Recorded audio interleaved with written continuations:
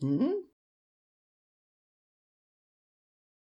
Hello guys, welcome back to the video. Today I'm going to give you guys a behind the scenes look at how I made my Battle of Endor parody. The first scene I'll talk about today is the scene where the rebels are exiting the bunker guarded by the stormtroopers. So this scene took me well over 2 hours to make, and it was well worth every minute I spent on it.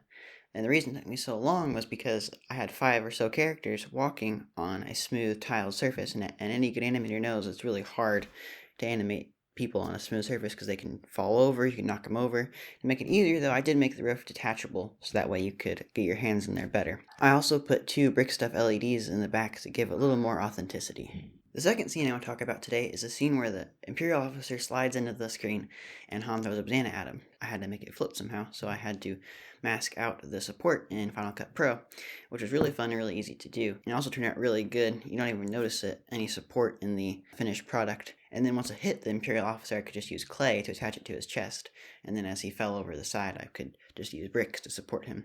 I also, for this scene, used a macro lens on my 35mm to get real close to him and make him look even more right in front of the camera, just how that kind of was in the movie. I also have 4 brick stuff lights in the background and turn them on and off every 10 or so frames, which gave it a little more authenticity to the actual movie, and looks pretty cool. In the scene where the rebels enter the bunker, I wanted to make it look a lot like it did in episode 4 when the stormtroopers entered the Tantive 4. So I shot transparent orange studs against a blue screen and then composited them into the shot. It made it look like the sparks were going down the seal of the door and blasting apart. I also had to mask out the front part of the clip in order to make it look like the officer and the desk were in front of the sparks. In the scene where you see a pan of all the stormtroopers waiting for the rebels, all I did was I just took my camera, took a video, and just panned across.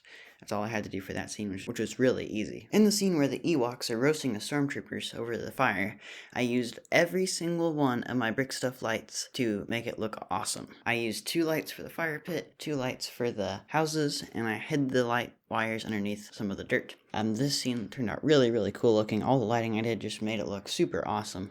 I used a red filter over one of my lights, and I used a blue filter over another one of my lights. And this just looked so good, and it's definitely my favorite scene out of the whole stop motion video.